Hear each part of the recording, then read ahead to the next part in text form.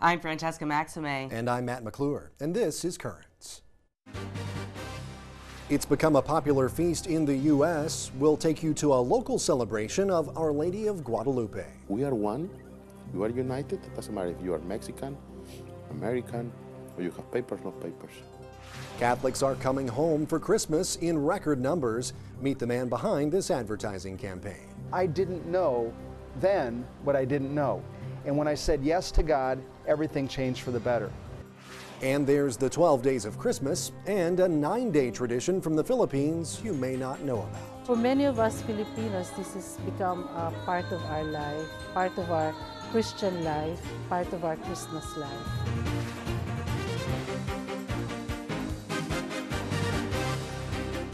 Well, good evening, and thank you so much for joining us this Monday. Well, a new study offers a revealing snapshot of what it actually means to be young and Hispanic in America. According to the Pew Hispanic Center, young Hispanics believe that education and hard work are the keys to success. But at the same time, these young people are also more likely to drop out of school and perhaps live in poverty. Absolutely. And, many, although, also find strength and solace in their faith. Hispanics and Latinos are overwhelmingly Catholic. And on Saturday, they had a chance to celebrate that at St. James Cathedral with one of the biggest feast days on the calendar, the Feast of Our Lady of Guadalupe.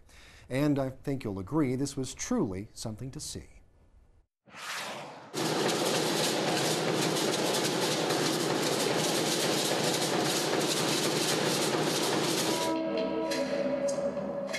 Today is December the 12th, is the solemnity of Our Lady of Guadalupe. We celebrate that 478 years ago, our Blessed Mother appeared to Juan Diego.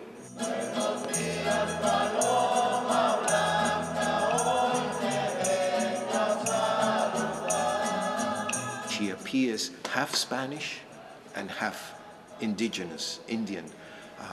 So she comes for all peoples. She just doesn't come for the Spaniards, for the Europeans. She doesn't come just for the Indians. She comes for all peoples. And if you look at her face, is that unity of European and Native Americans. Vamos a continuar dándole gracias al Padre por este gran don que nos ha dado, que es María de Guadalupe. I think there's a problem with all the immigrants, not only Mexicans, but all the immigrants that come here. As soon as they come here, they may forget 3 things. They forget family, faith, and culture. It's a great loss. So it's important to keep the culture, to keep these traditions.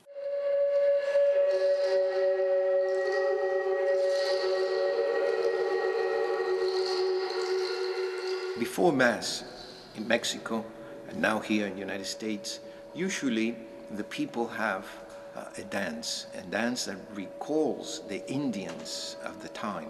And they come with their headdresses and their feathers. And so it's a remembrance of the cultural heritage of the Mexicans, the Aztecs and the different tribes that now leave their pagan ways to come and worship the one true God. ¡Viva la Virgen de Guadalupe! ¡Viva! At the end of Mass then, the young people of many parishes in Brooklyn and Queens came, and outside I lit a torch. That torch is a light. Who is the light of the world but Christ? From here, the Cathedral Church of Brooklyn, the mother church of the Diocese of Brooklyn and Queens, Christ, the light of the world, through our Blessed Mother, now goes through different parishes to bring a sense of unity. We are one.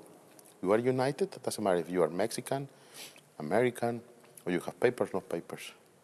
With light, all of us, we are one. We are son, we are children of God, and Mary wants to give us also this happiness, which is the love, which is Jesus Christ. Celebrations such as this, celebration of Our Lady of Guadalupe, it gives a sense to the Mexicans that they are not alone, that God is accompanying them, that this is also their home. What our Blessed Mother said to Juan Diego was, do not be afraid. Am I not your mother? The same words are being repeated here today in Brooklyn and in Queens to the people of Mexico and to all immigrants. Our Blessed Mother is saying, do not be afraid. Am I not here? Am I not your mother?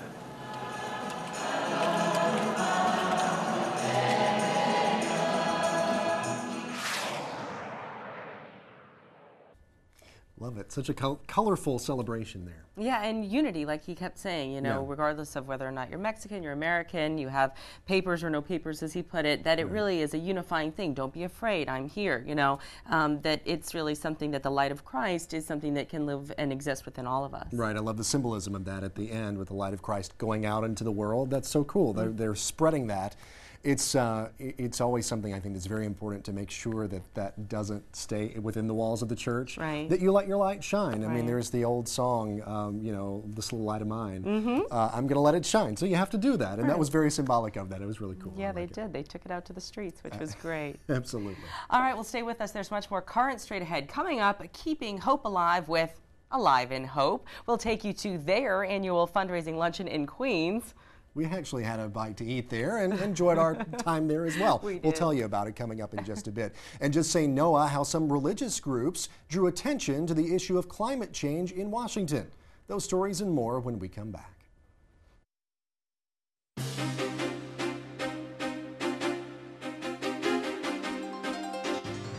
Welcome back. I'm Francesca Maxime. And I'm Matt McClure. Coming up later, Big D offers a big welcome home for Catholics. But first, let's have a look at the day's headlines. Well, 'tis the season for celebrating, and that's exactly what they did out in Howard Beach this afternoon. It was the Alive in Hope Foundation hosting its annual fundraising luncheon. The food was yummy, I must say, because I know it featured a few familiar faces.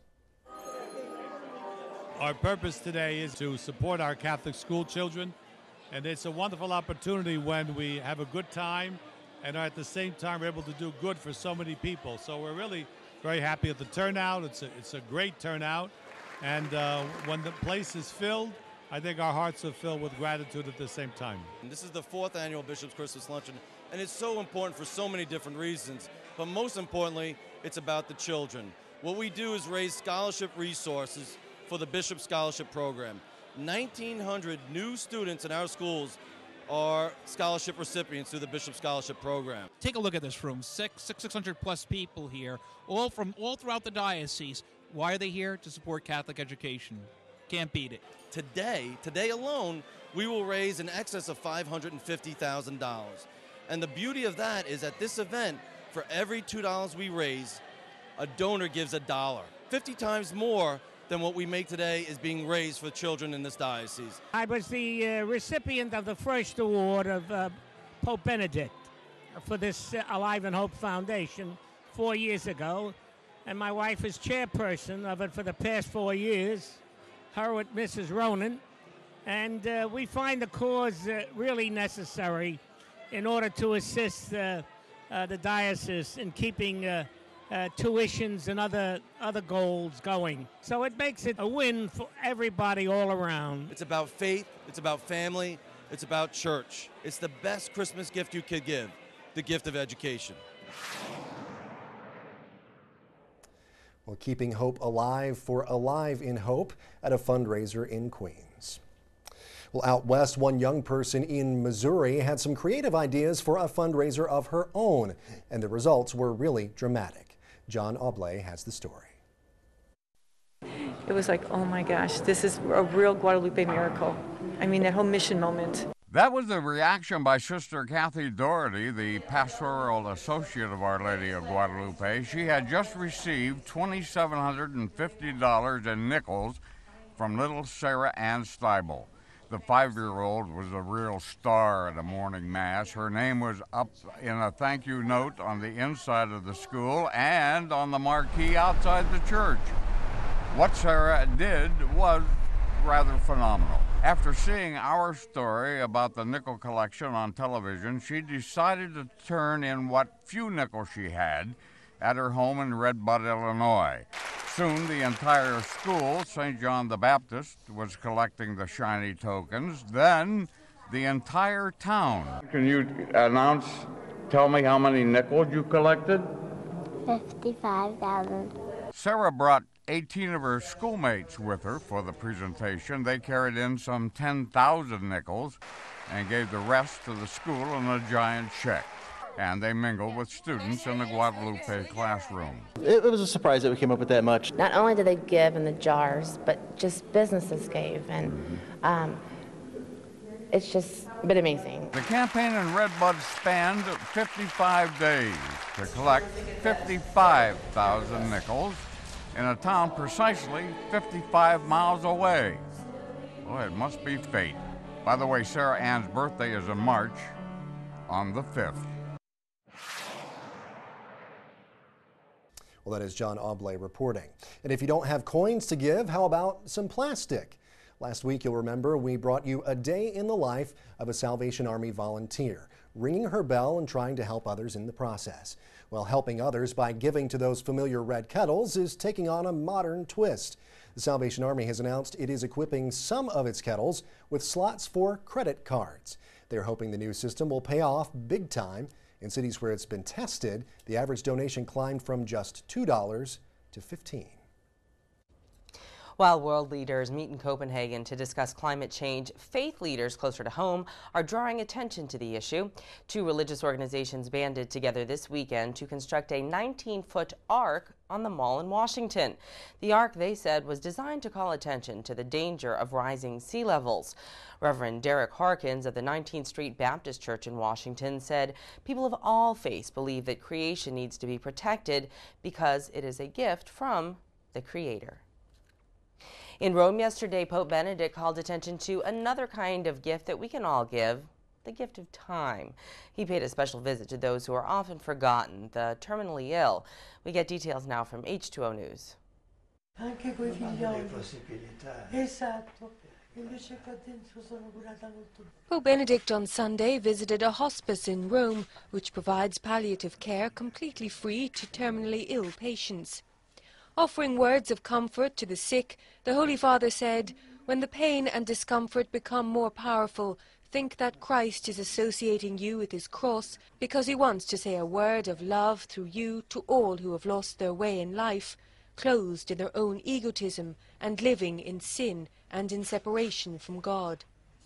After visiting the bedsides of the sick and meeting with their families, the Pope praised the work of health workers and volunteers of the Circle of St. Peter, who assist 90 sick people in their homes. In this Advent season, he concluded, we take from illness a visit from God, who comes in a mysterious way to rid us of loneliness and meaninglessness and transform the pain in time to meet him with hope and salvation. The Lord is coming, the Pope said. He is near to us. Mentre affrontano le difficoltà e la sofferenza legate alle loro condizioni di salute. And we have much more current straight ahead, so stay with us. Coming up, Come Home. Meet the man behind the phenomenally successful campaign that is drawing Catholics by the tens of thousands. We have that and much more next. Welcome back. Still ahead, Christmas is just a little more than a week away, and we'll show you how the Filipino community is getting ready. But meantime, in Dallas, they're getting ready for what they hope will be a massive homecoming of Catholics. The Diocese of Dallas has joined a growing number of places inviting Catholics to come home, using the wildly successful advertising campaign of that very same name. Well, many of the ads are appearing this month on Dallas buses, inviting the faithful to come home for Christmas. Those ads for Catholics Come Home have been appearing here on the net for several months now. And nationwide, by one estimate, they have drawn about 100,000 Catholics back to the church. Clearly, the folks behind this campaign are onto something. Earlier this fall, I had a chance to sit down with the man behind those ads, Tom Peterson, who talked about their message and their impact. I went to church and just sat there and listened. I really didn't absorb anything. I think I just found myself believing that I didn't need God. Tom, thank you so much for joining us on Currents. We are really excited about this Catholics Come Home campaign. We've seen a lot of the ads on our air in our show. Tell me a little bit about how this campaign originated. I went on a retreat 12 years ago that changed my life. The God of the universe became very real to me, and I wanted to share the good news with everybody. You know, when you look back on it, it makes sense. God gave me the talents and interest in marketing and advertising, so it would make sense that he would call me to do this because he gave me those very talents. When you look at the statistics worldwide, only a fraction of Catholics actually practice their faith. The fact of the matter is 70% don't. So our world is in a real faith crisis right now. People just don't think about God and don't really spend much time in church. So it makes sense to have an initiative like Catholics Come Home, because so many people's lives are enriched, as was mine after that retreat experience, and so many families are blessed when they come back home to church. Sometimes people feel they're acting their Catholic faith in their life even if they're not going to Mass. So Tom, what made you in particular want to do this Catholics Come Home project? God calls us into a passionate faith. You know, in Scripture he says, be either hot or cold, but the lukewarm, you know, he'll spit out of his mouth. And I started thinking that if I really took my faith seriously, wouldn't I care about, you know, my soul, my family's soul, you know, going to heaven? And really, God is inviting us all, especially in today's day and age. It's so difficult to live a passionate faith like the early Christians did. When you think about it, the early Catholics were fed to the lions when they were crucified upside down. And today, you know, we make it sound like it's, you know, an act of Congress to go to Mass on Sunday. And what God's calling us is to have a relationship with Him. First commandment, to know, love, and serve God with all our heart, mind, soul, and strength, and love our neighbor as ourselves. And I'm telling you, when I finally did that, my life became an exciting adventure. I had so much peace. My family blossomed. Everything became much better. But I didn't know then what I didn't know. And when I said yes to God, everything changed for the better. It sounds little to me anyway like some of the counseling you get in a 12-step program. Based on what you said, it sort of seems like you're asking people to, even if they have been to church and even if they have been practicing Catholics, they haven't really been engaged. So it sounds like it's that whole process of sort of turning yourself over that Catholics Come Home wants people to get involved in. God has given us the wonderful gift of free will. The best gift out of love we can give back is to give that free will back and say, God, I'm going to do it your way. You know more than I do. You created us. You love us. You're a loving Father who cares for us. What better gift that we can give back is to say, Lord, I'm going to do it your way. And when we do it God's way, that burden is lifted. Our lives become wonderful and peaceful, and our families blossom. And we want to share that with others. And that's what CatholicsComeHome.org is all about, inviting people back to the truth, back to our family of faith. And like I said, when we do, people come back by the hundreds of thousands, and their lives are positively impacted. Watch out, Dallas, on all the buses. Right. Kind of like us. We were on buses here. We not were. Too long ago. Currents Come Home. Right. Right. Just start our own campaign. No, but obviously it's a campaign that has been very successful for the Catholic Church. And you know, it's one that, you know, I think is very, he's obviously been very inspired by his own experience and wants to share that same experience with others and have other people experience what he has. The ads themselves are very powerful. If you actually watch one of the ads, which you probably will at some point if you haven't seen one already when you're watching Currents, they're just very powerful and can, you know, they sort of cut right into your heart, cut right into your soul. And, you know, if you have any kind of, you know, question about, yeah, am I doing really enough with my faith, it's certainly something that can motivate you to want to come back. So it's no doubt that they're very successful. And a lot of people, you know, it varies, of course, by large degrees, the reasons that people leave the church in the first place. They may have had a bad experience at a particular parish. They may have had a bad experience with one particular person, or, you know, and those types of things are unfortunate. And all they're saying is, you know, come give it another try. Sure. You know, it might be worth it. But try it maybe in a different place or something like that. So we're still here. There you go. And we'll have the second part of my conversation with Tom Peterson tomorrow. And in the meantime, stay with us. We have much more Currents coming up straight ahead. Well, we began this broadcast with a colorful celebration of the Hispanic community, and we concluded with another rich tradition, this time from the Filipino people. It is called Simbang Gabi, a 9-day celebration in preparation of Christmas. And our cameras were actually there for the beginning of this particular event at the Filipino consulate in Manhattan.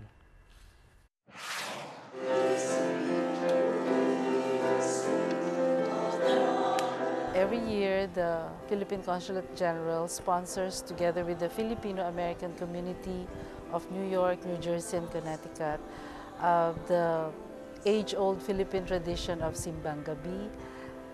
It's a 9-evening novena mass before Christmas, and it's really a mixture of faith and tradition, and we are now on our 24th year It began in 1986. We hold it here at the Philippine Center. This is the home away from home for Filipino Americans. And we have Filipino priests, and we have Filipino carols sung. We have everybody here, Filipinos, come together.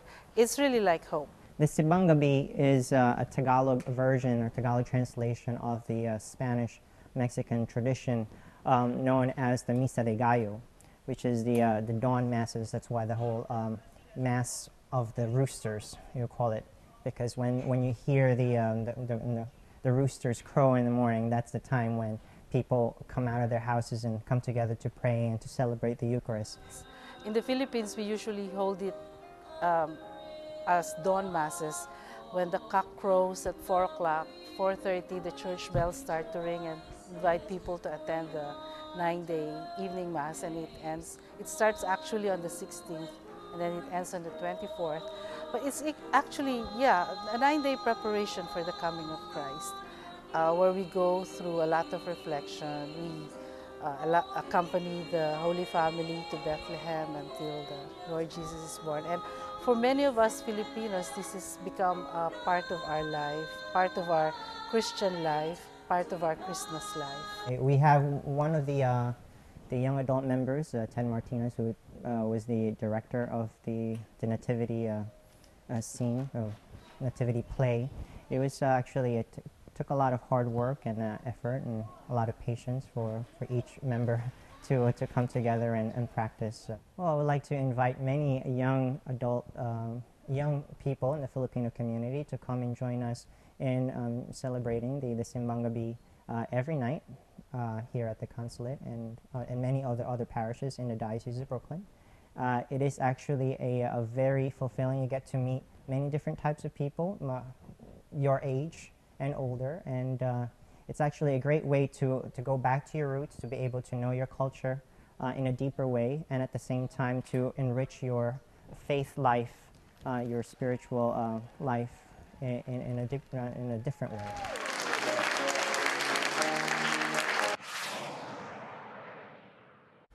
You learn something new every day here at Currents. That's right. Well, it's such a diverse.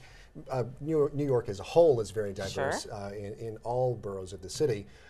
Brooklyn and Queens definitely no exception to that, as we just saw earlier with the celebration of the feast day of Guadalupe. But I tell you, this celebration as well, just as amazing to me. I think it never ceases to amaze me, in other words, how diverse this city is and how many different celebrations. Because, you know, we all have our own traditions and families coming up and from our own heritage and everything. But you learn something new every day. Well, I like what she said. It's 9 days. You know, it gives you that opportunity to sort of reflect. And she said it's part of our Christian life. It's a part of our life as Filipinos. It's part of our Christmas life. And so it gives, I think, a nice opportunity to reflect, you know, on those individual days that lead up to it, as opposed to just sort of having it be, this big rush to Christmas. Right. You know? So. Which it can happen. Yeah. I was actually shopping the other night, and this was a mistake on my part. I was shopping at 34th Street on Saturday night, and I'm like, I got there, and immediately I was like, why am I here? There are far too many people. So it's like, it's that hectic thing. But it's like in this, they're already in that sort of calm state, but in anticipation of Christmas. So it's good. It's a nice celebration. It is, it is. I have 2 words for you there: online shopping. Right, exactly. Well, that's it for this edition of Currents. Coming up tomorrow, we'll visit an unusual fashion show where what's really in fashion is generosity.